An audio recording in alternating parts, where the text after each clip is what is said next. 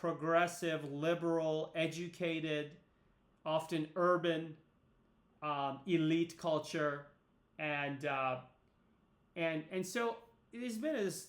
I'm not the only one. Many different commentators have said that there's a cultural war going on between these two cultures in America.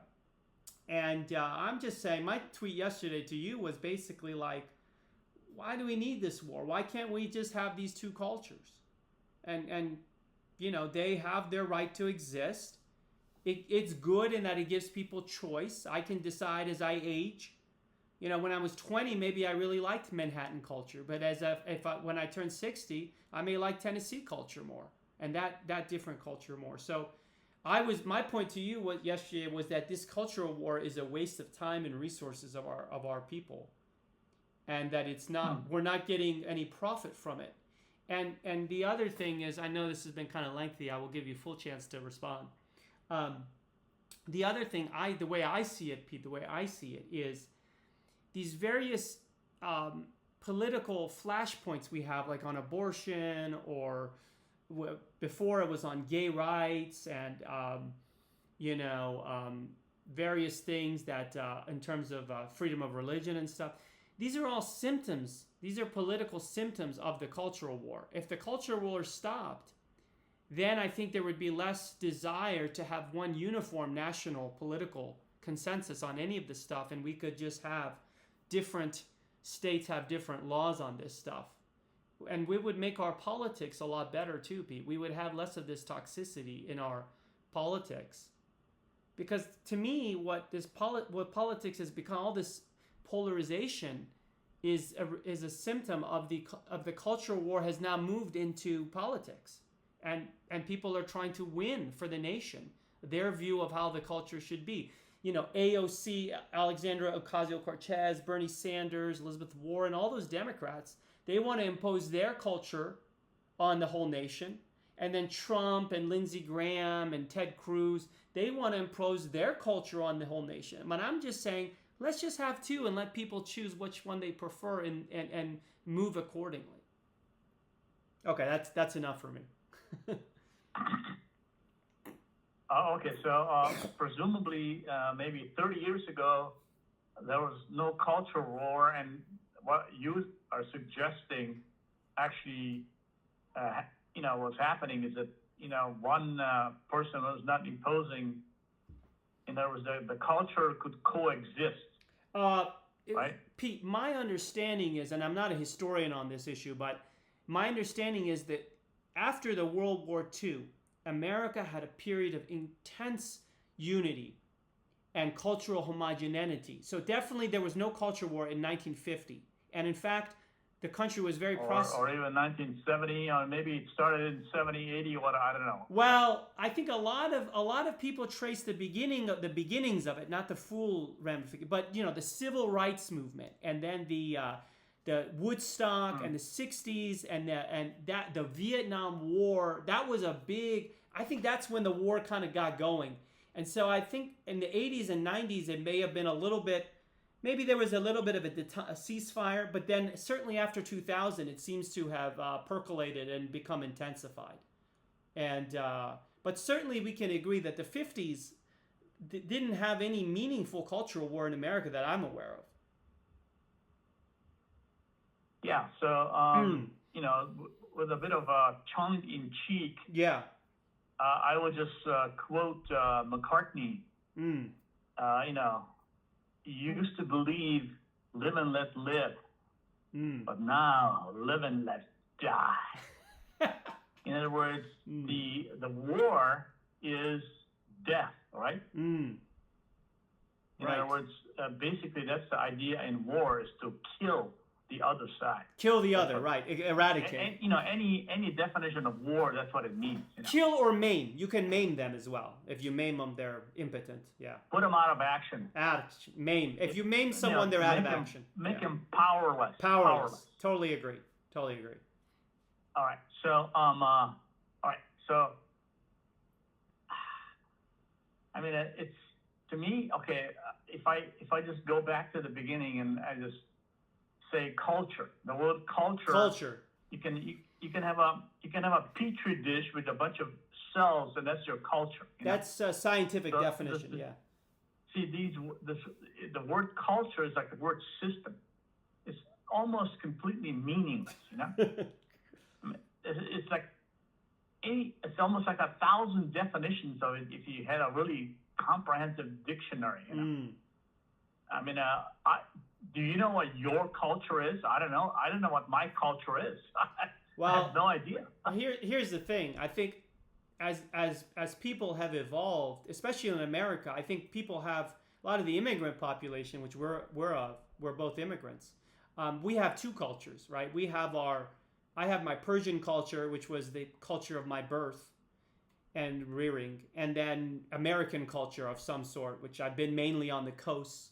So I've probably been more of the part of the culture that's the more I would say the blue state culture, the intellectual intelligentsia culture. I think, and I agree. I think the term can be difficult to define, but Pete, it may be one of those things. There are a lot of things that are difficult to define, but that doesn't make them fake or not real, and not powerful. I'm not saying it's fake or not real. I'm just saying that it's like hold on. Sure. I got a quote for you, and then maybe you can hold on.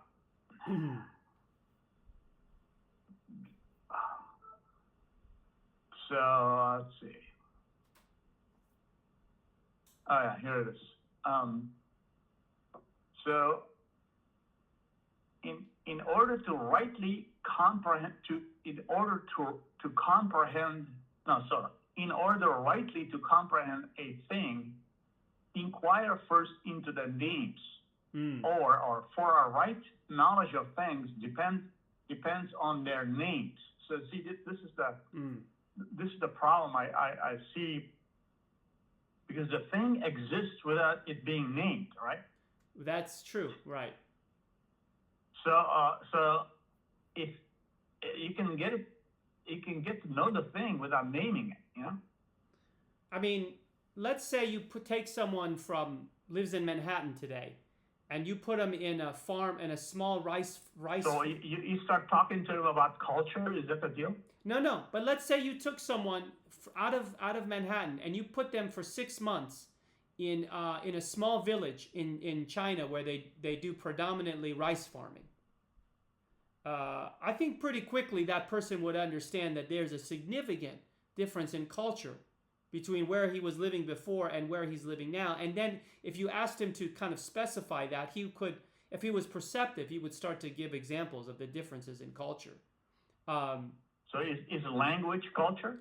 Language is part of culture. Religion is part of culture. Sexual practices are part of culture. Holidays are part of culture. Food is part of culture. Attitudes toward elders, attitudes toward money. I mean, it's a lot. You're right. You're 100% right. It's a very, very wide category of things. But see, that's my point. What country do we live in, Pete? What is the formal name of this country? The formal name. The United States of America. Excellent. It's not America. It's not the U.S. The formal name of this country is, when you look it up, it's the United States of America. Okay, the United States, meaning both. It's a duality there. Both are in there. We are united. Okay, the states are united. Doesn't say in what we're united, but there is some basis for unitedness in these states. But they're also states, meaning they're not identical. They are different. And they're separate. The states have boundaries. And so my point is, so each state has a name, right? Each state has a name, and each state, Pete, probably has a certain kind of culture that's dominant there. I definitely see it when I go to Tennessee versus LA, California. And so my point is, let's be true to what this nation is named: United States, meaning we are we have some basis for unity, and we'll get into that. But we are still free to be our states, meaning we are free to have different practices and different cultures without people like Ted Cruz or or Bernie Sanders trying to impose their culture upon the nation. That's the problem that leads to culture war. We didn't have that in the 50s because the culture was more homogenous. But going forward, those days are gone. America is so much more diverse than 1950. So I think for America to survive, it's going to, there's been a lot of people predicting civil war or secession, all these terrible predictions. But I'm saying the only way out of that, Pete, is for us to say, you know what, we're done. We're calling a ceasefire on these culture wars. No one is superior.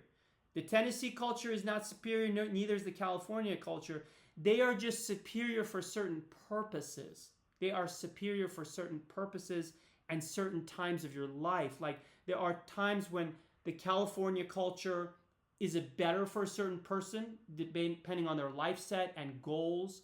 And there are times when the Tennessee culture might be more preferable. It's not a matter of which one is superior. That's my viewpoint. Well, okay, so the way I see it is, there's all this diversity, right? Yeah. But there's also underneath it a kind of maybe 4 or 5 different types of personality types, which and so one personality type which has kind of emerged during maybe since the Trump ascendancy, Oh yeah. Is this person?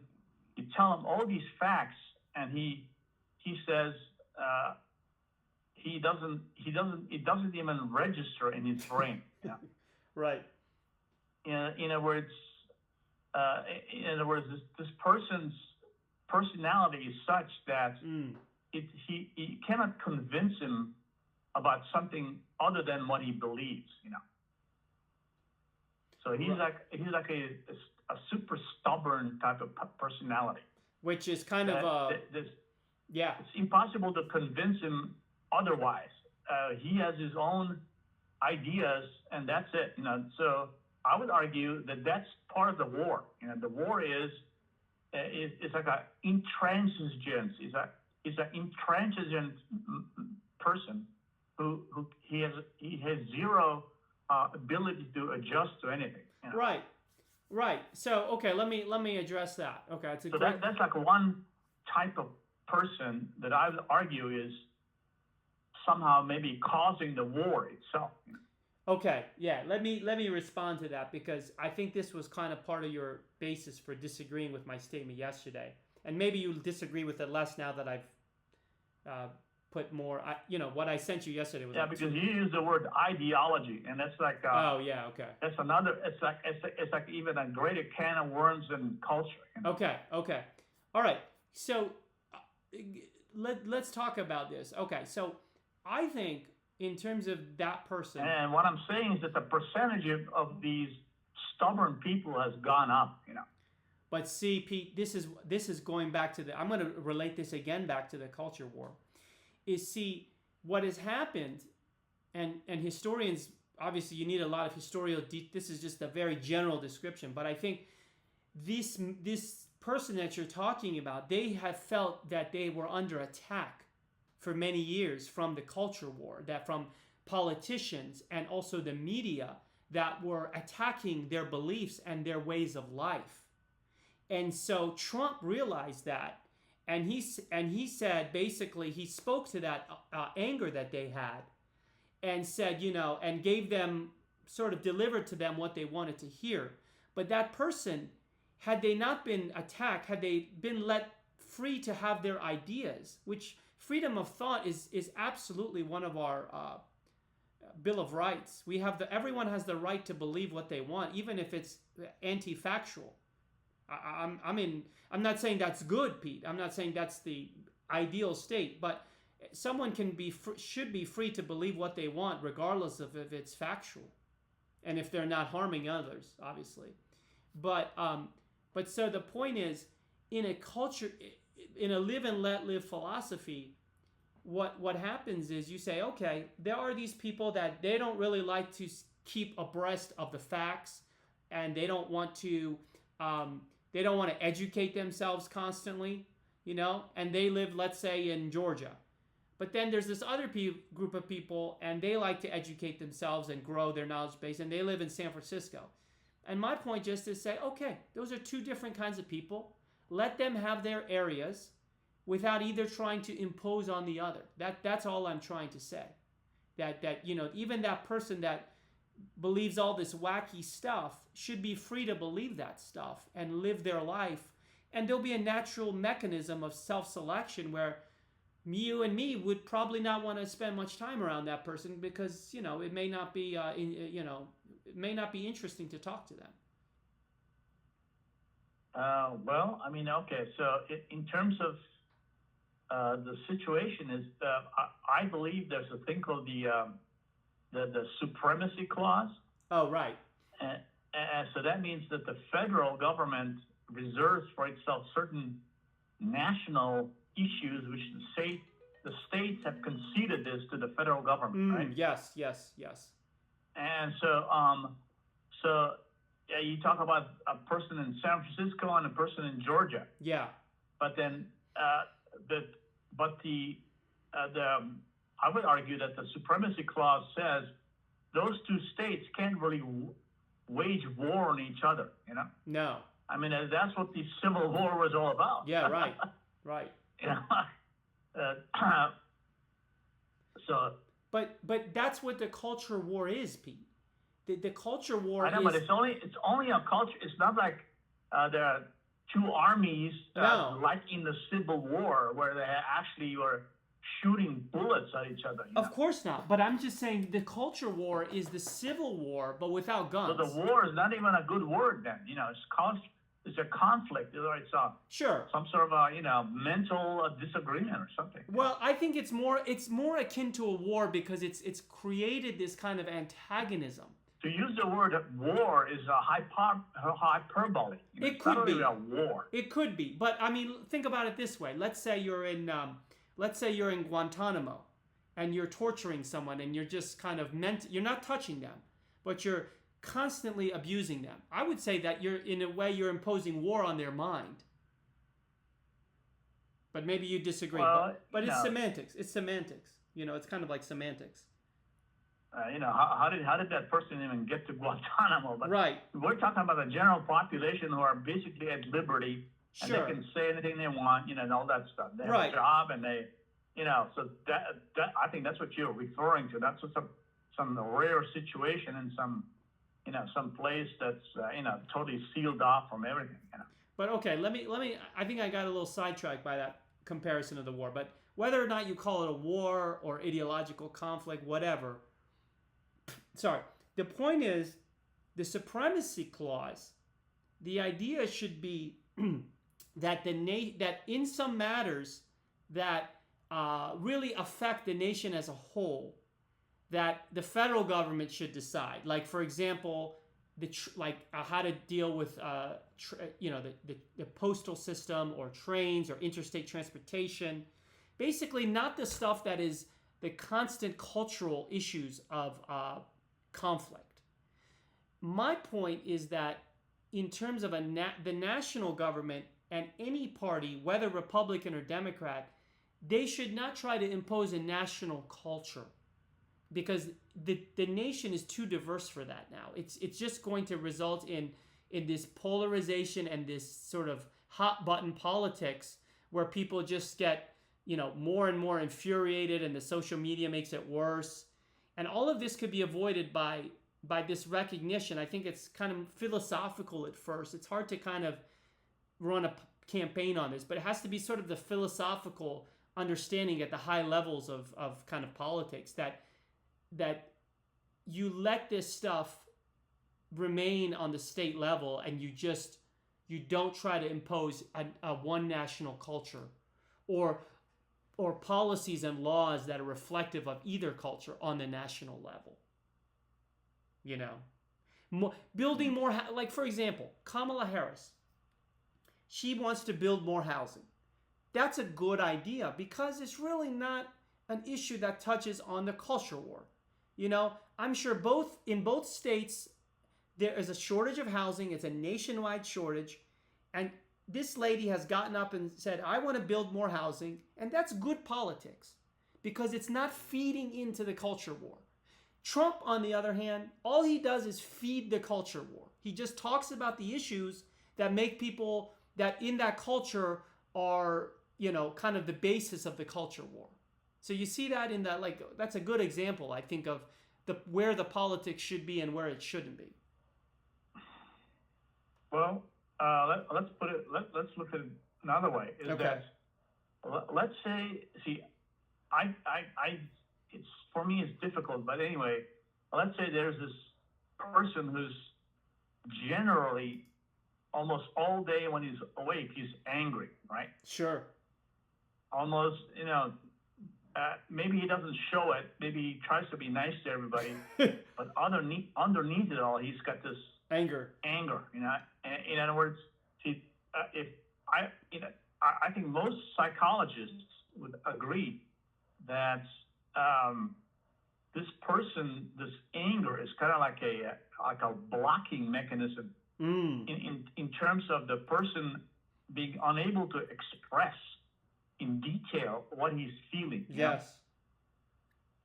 So in other words, that's what I'm saying, is that some of these people, you can't convince them either way about anything because they have this anger, and the anger is like, it's like this overwhelming wave that just wipes everything out, and so they're just feeling the anger, and yeah, I think I agree that Trump is just feeding the anger, he's feeding it, and these people go to the rallies and they kind of, it's almost like a therapy session for them. Trump is explaining it to us, but they cannot explain it themselves, so they're kind of stuck. They're stuck. 100% agree. And some of this anger is against like experts and these high-minded, the so-called deep state, and all this other stuff. Yeah. Which is a bunch of conspiracy stuff. But that's their explanation. So why did they get to be so angry? I don't know. I don't know why they're so angry. Okay, couple points there. The anger is a very good point Pete made. To me, as someone that's dealt with a very angry family member my whole life, anger acts as sort of like my aunt said it best. Anger is like a stop in the brain. It's like putting a. It's like it's a block. It's a block. Blocking. It's blocking your objective mind to express itself. Anytime you're significantly affected by anger, I mean, not just like angry that you're in traffic, but like anytime you have a perpetual source of anger, like it's constantly there, it's like every day you feel a little bit, that's probably blocking you from something. And probably one of the best things you can do is, that's why therapy works, is they get the anger out, and then the rest of the information can come in, and you can have a more balanced understanding. You're more open to new information. That too. You're more open, and then you have more balanced understanding of issues, and then you probably won't be as angry because you don't see it as quite as unjust. See, but what I'm seeing is that these millions of people who love Trump, their anger ain't gonna go away if he's not elected. It doesn't matter. The anger is still gonna be there. But see, this is I blame all this on the culture war, which Trump did not start. Trump did not start. No, you're right. The culture war, but it just somehow happened. It just happened. It happened. Let me read. I actually stopped reading at the first sentence. This is the next two sentences in the Wikipedia entry were actually probably as useful and really go to why I have such why I'm so bothered by this nation's cultural war phenomena. It reads, in political usage, the term culture war is a metaphor for, quote, hot-button politics about values and ideologies realized, meaning the war is realized, with intentionally adversarial social narratives meant to provoke political polarization among the mainstream of society over economic matters of public policy and of consumption.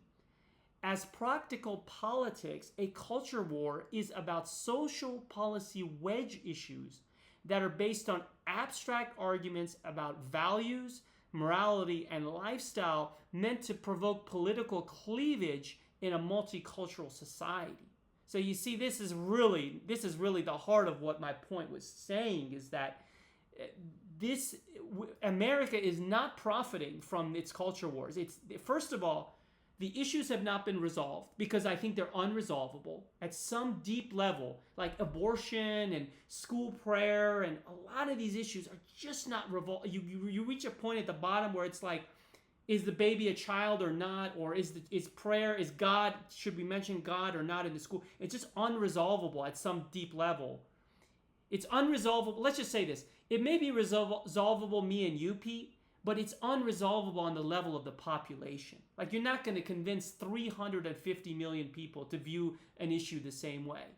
So I think you're better off in these cases letting the different cultures have their areas, and then the national politics builds more homes, fixes the potholes, and makes sure we have fair tax policy, right? But doesn't touch these issues, and everyone is free. That's the other beautiful thing about this country, Pete.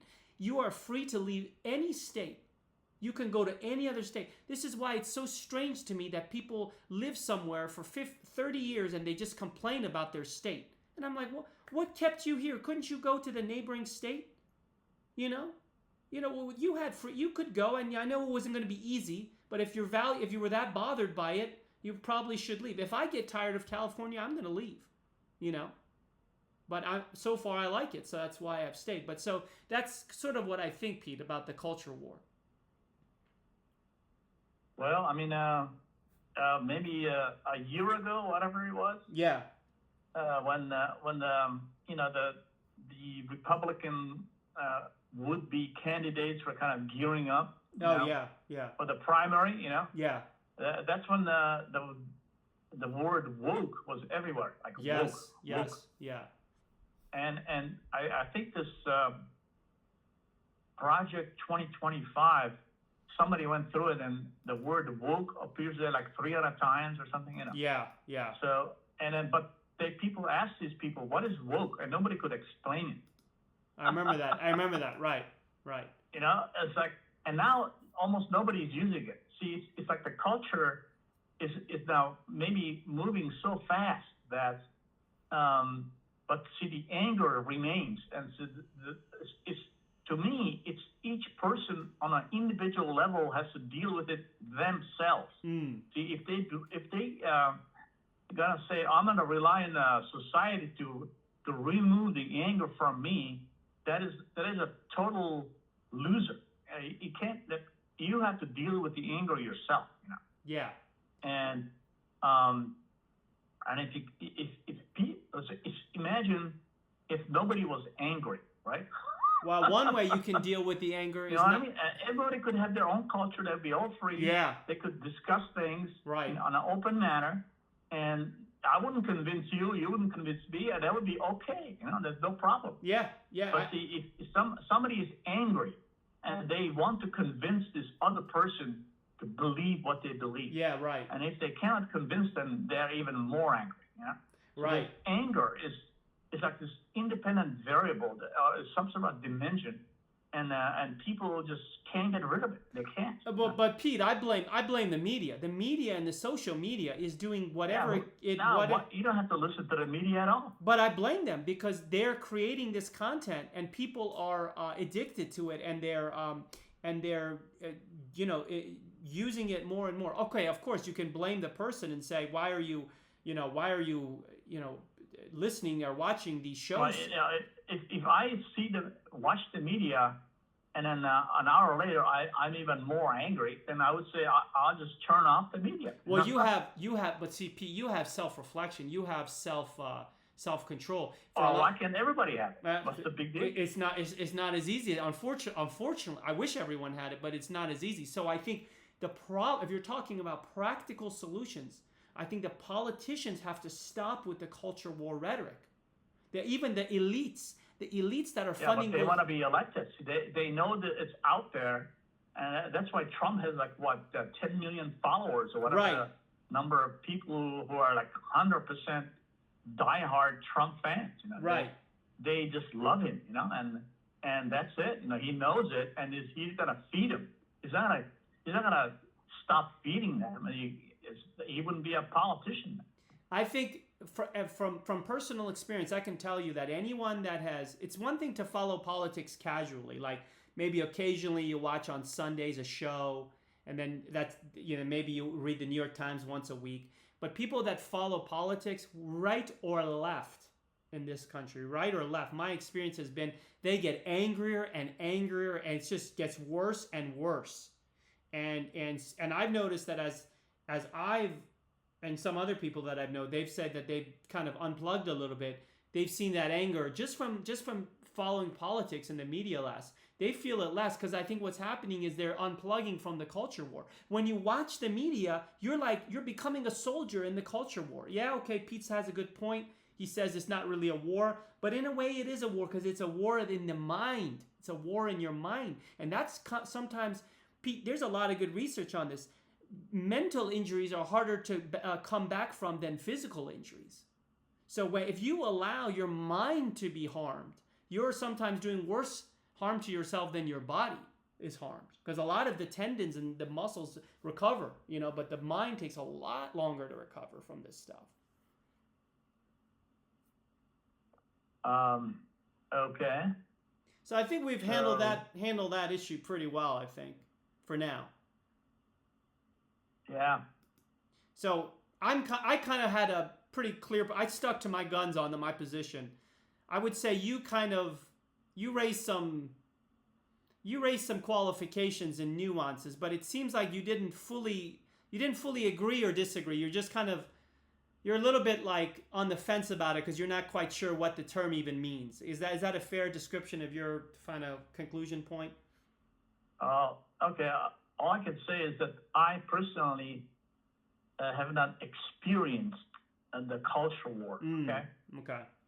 Of course, I listen to both Fox News and MSNBC. Right. And maybe a couple other channels.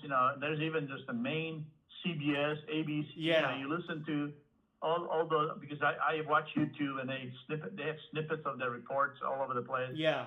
So like yesterday there was this huge hurricane, right? So reports about the hurricane have nothing to do with culture. Absolutely.